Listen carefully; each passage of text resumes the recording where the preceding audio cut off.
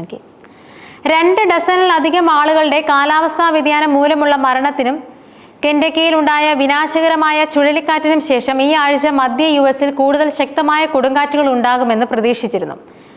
വരും ദിവസങ്ങളിൽ ഇടിമിന്നലോട് കൂടിയ മഴയും സമതലങ്ങളിൽ ബേസ്ബോൾ വലുപ്പത്തിലുള്ള ആലിപ്പഴ വർഷവും പടിഞ്ഞാറൻ പർവ്വതങ്ങളിൽ കനത്ത മഞ്ഞുവീഴ്ചയും തെക്കൻ പ്രദേശങ്ങളിൽ അപകടകരമായ ചൂടും തുടങ്ങി നിരവധി അപകടകരമായ കാലാവസ്ഥ US-ൽ ഉണ്ടാകുമെന്ന് നാഷണൽ വെതർ സർവീസസ് അറിയിച്ചു.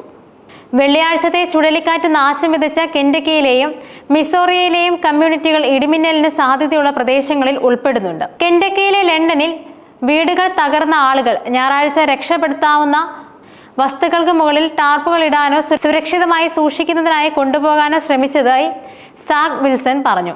അദ്ദേഹത്തിന്റെ മാതാപിതാക്കളുടെ വീട് തകർന്ന നിലയിലായിരുന്നുവെന്നും അവരുടെ സാധനങ്ങൾ ചിതറിക്കിടക്കുകയായിരുന്നുവെന്നും അദ്ദേഹം ഇതിനോടകം കൂട്ടിച്ചേർത്തു.